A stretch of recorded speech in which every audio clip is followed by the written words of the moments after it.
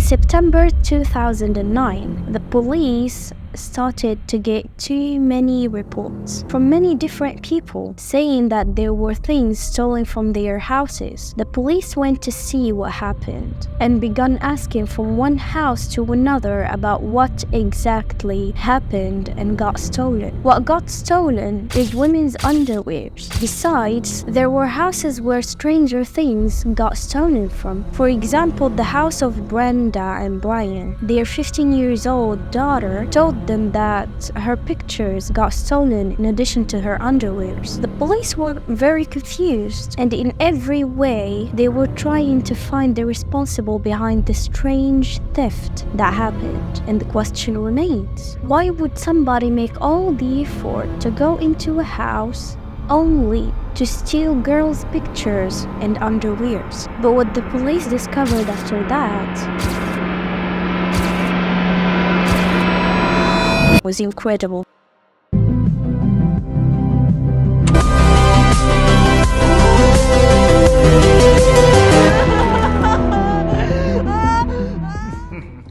It's shocking. I've lived in this town my whole life, and I mean, lately in the last few years, a lot of disturbing things have been going on in this town, so it doesn't feel safe anymore. To understand the whole story, I need to tell you about someone first. This person is the Colonel Russell Williams, who was born in England in 1963. As soon as he was born, his parents moved to Canada and lived there. But after 6 years, the mother and the father unfortunately got divorced. So the mother took Russell and his younger brother and moved to another place in Canada. And according to the family, Russell was a very nice person. He gets shy quickly and he loves to learn so much that he knows already how to play piano and trombone, like he's someone full of talents. After finishing his education, he went to Toronto University to study politics and economics. And after university, he went to the Canadian Forces in 1987. So years passed, and he went from a junior private to a colonel in 2009. He even had pictures with lots of VIPs. Among them, there was of course Queen Elizabeth. At that time, Russell was married to Mary Elizabeth, and he had 2 houses, one in Ottawa and another in a very small city called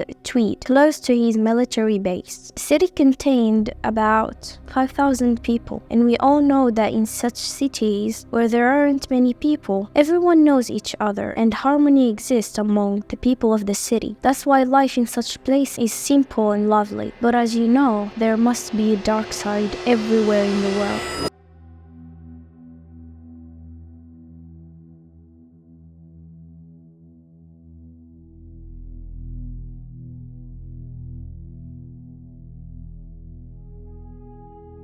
On a September night in this calm city, Russell broke the door of his neighbor's house when they weren't at home. Of course, I mean Brenda and Brian that I mentioned earlier. And here the question arises, why did he break into the house? Is there something valuable he wanted to steal, like money and jewelries? But what he did was very strange, because he suddenly started wearing the underwears of the girls living in their house. And when the family went back home, the 15-year-old girl told her parents that her pictures, her shoes, and even bikinis and underwears were gone. The problem is that Russell repeated what he's done with all his neighbors' houses. He even repeated that in the same houses, like stealing from the houses more than once. And the scarier thing is that he sometimes left letters to the underwear owner. Like one of the girls, after her clothes were gone, she found in her computer,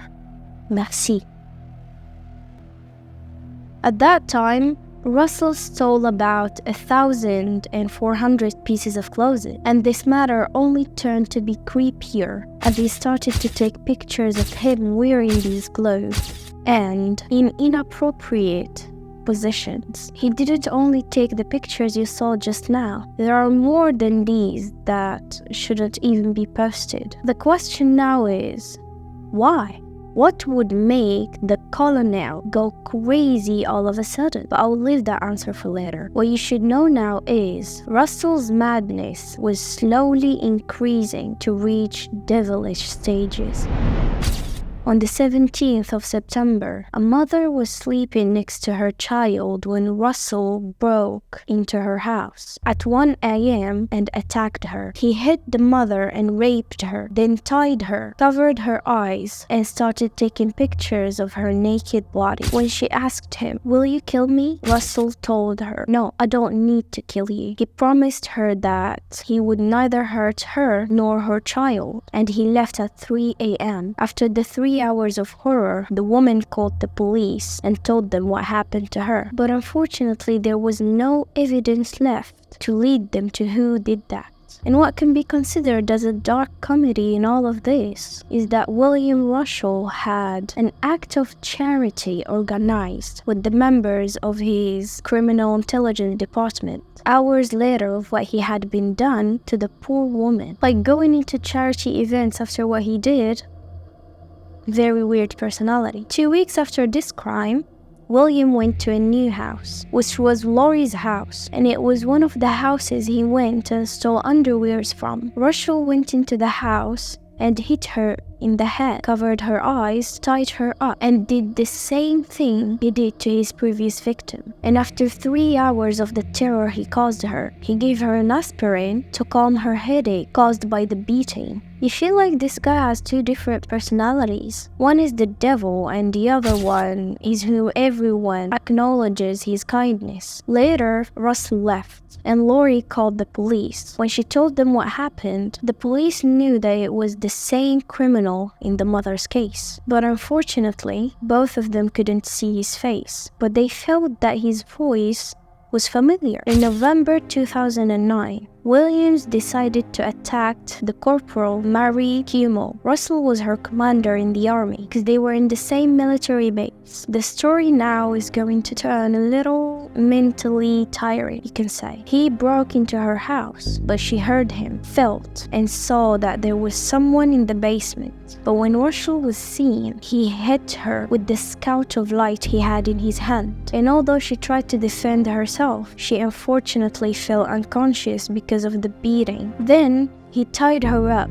and put a tape on her face. And after he hit her and raped her as all the previous victims, he did something he didn't do before. As I told you previously, he tied her up and closed her mouth and her eyes with a tape. But when he finished, he closed her nose too and stood by watching her being choked slowly to death.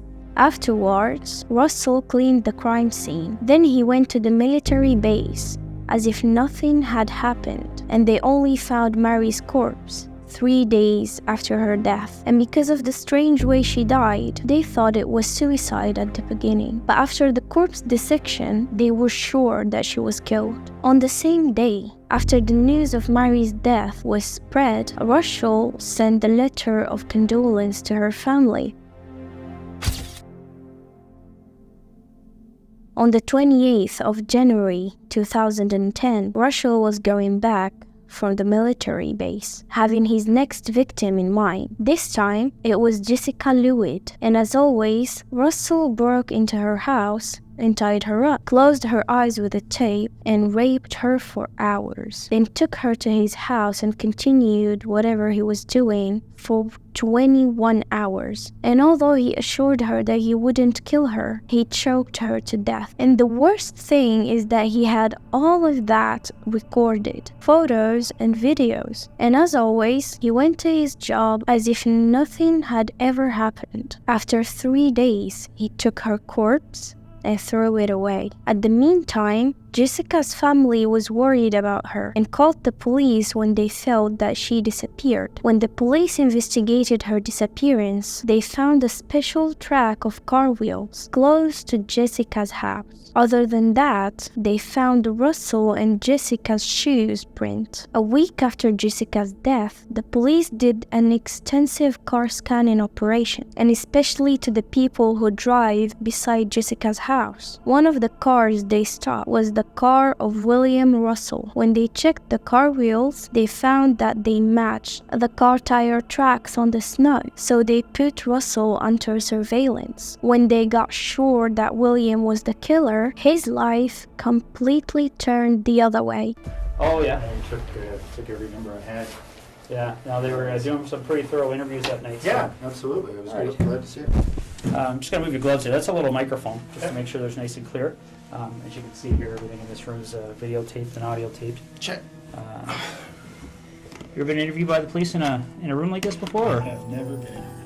Oh no? On the 7th of February 2010, they asked for his audience in the police station of Ottawa. Russell thought they wanted him to investigate the previous theft cases that happened to his neighbors, but he wasn't expecting that they were calling him because he's the first suspect of all the crimes that happened around. But you and I both know you were at Jessica Lloyd's house, and I need to know why. When they presented all shreds of evidences in front of him, he just confessed everything in 10 hours in the interrogation room.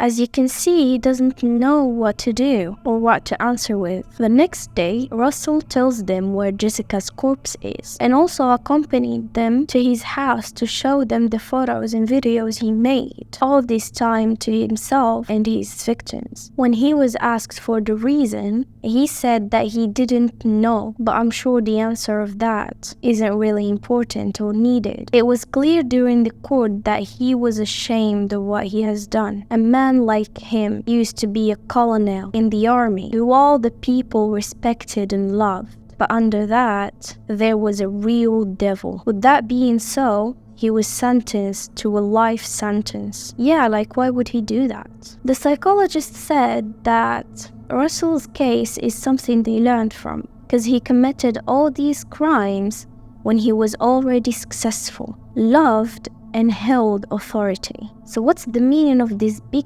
change in his 40s? They say that all happened is that he started to take some kind of strong medication because he was feeling chronic pain that he couldn't locate during the period he worked in Dubai. The problem is, this medication can make the consumer a little violent, and he kept taking it even after he came back from Dubai. So overall, they say that taking medication is the reason he committed all those crimes. Anyways, this story reminds us of not judging a person from what we see, because there might be hidden things behind what's shown to our eyes. I would like to hear your opinions about the story. You can leave it in the comments down below, and I'll see you in the next story.